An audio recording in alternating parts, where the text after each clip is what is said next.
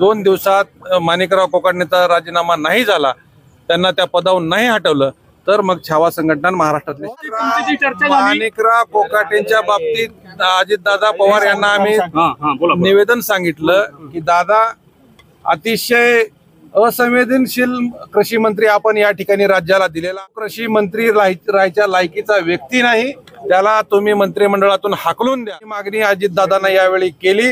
त्यांनी आम्हाला एकच सांगितलंय, मला मंगळवारपर्यंत वेळ द्या, काही ना काही निर्णय मी घेऊन तुम्हाला त्या ठिकाणी तुमच्या मागणीला नक्कीच मी मार्ग देईन आणि निर्णय घेईन आणि मी शब्दाचा पक्का आहे असंही त्यांनी त्यावेळेस शब्द वापरलेला आहे. त्यामुळं आम्ही मंगळवारपर्यंत थांबू.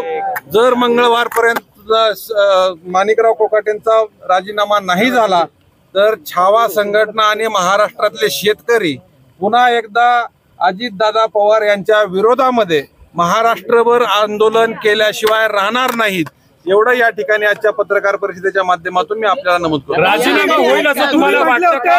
राजीनामा होईल तुम्हाला असं वाटतं का?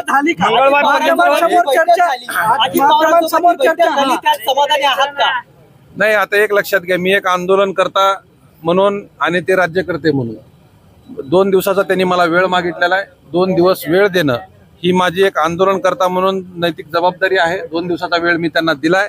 2 दिवसात माणिकराव कोकाटेंचा राजीनामा नाही झाला, त्यांना त्या पदावरून नाही हटवलं, तर मग छावा संघटना महाराष्ट्रातले शेतकरी चर्चा करणार होता. तुम्ही ऑन कॅमेरा चर्चा झाली का किंवा बंद? ऑन कॅमेरा चर्चा झाली.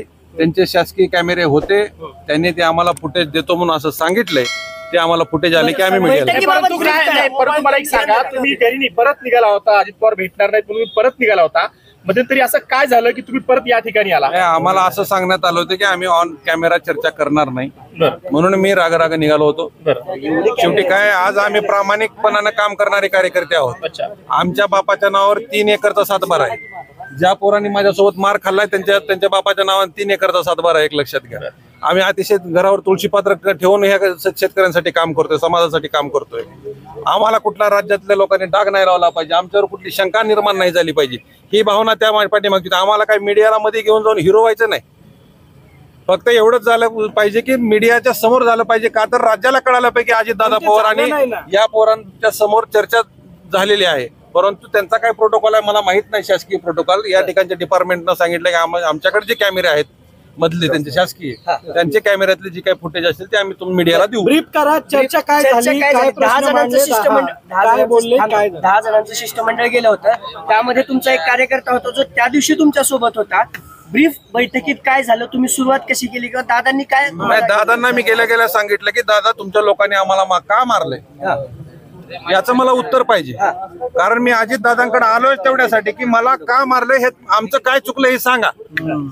कृषी मंत्र्याच्या विरोधात निवेदन दिलं, कृषी मंत्र्याला पदावून काढा म्हणणं आमचं चुकतंय का शेतकऱ्यांच्या पोरांचं, हा प्रश्न विचारला. तटकरेंना निवेदन दिलं, त्या प्रदेशाध्यक्षाच्या समोर निवेदन दिल्याच्या नंतर तुमचा युवकचा प्रदेशाध्यक्ष येऊन आम्हाला मारतो. त्यावेळेस दादांनी अतिशय संवेदनशील भाषेत आम्हाला सांगितलं की हे प्रकार घडलेला तो चुकीचा आहे, त्याला मी तात्काळ पक्षातून काढून टाकले.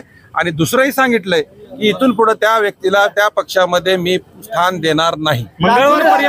मंगळवारपर्यंतची वेळ मागितली तर त्या मंगळवारपर्यंत नेमकं काय होणार आहे?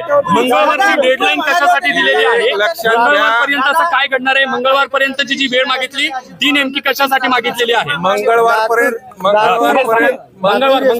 मंगळवारपर्यंत अजितदादांनी जो आम्ही निवेदन त्यांना दिलेलं आहे कृषी मंत्र्याचं, कृषी मंत्र्याला या मंत्रिमंडळातून हाकला म्हणून छावा संघटनेचं निवेदन आहे. तमाम शेतकऱ्यांची मागणी आहे महाराष्ट्रातल्या. त्या निवेदनावर दादा बोलताना असं म्हणले की मंगळवारी तुमच्या मनासारखा निर्णय होईल आणि तुम्हाला मंगळवारी कळेल. मी शब्दाचा पक्का आहे.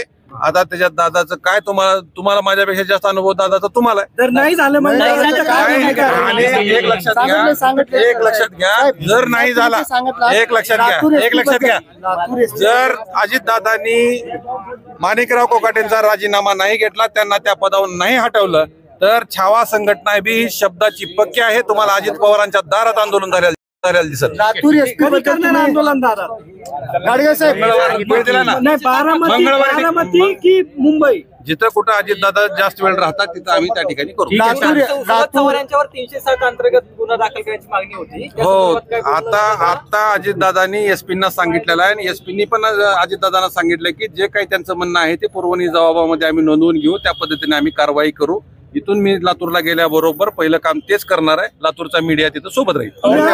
तुमची बैठक झाली, बैठकीत काय मोबाईल काढून लातूर एसपी बद्दल तुम्ही शंका व्यक्त करताय का? काढून घेतलं होतं बैठक सुरू व्हायच्या आधी?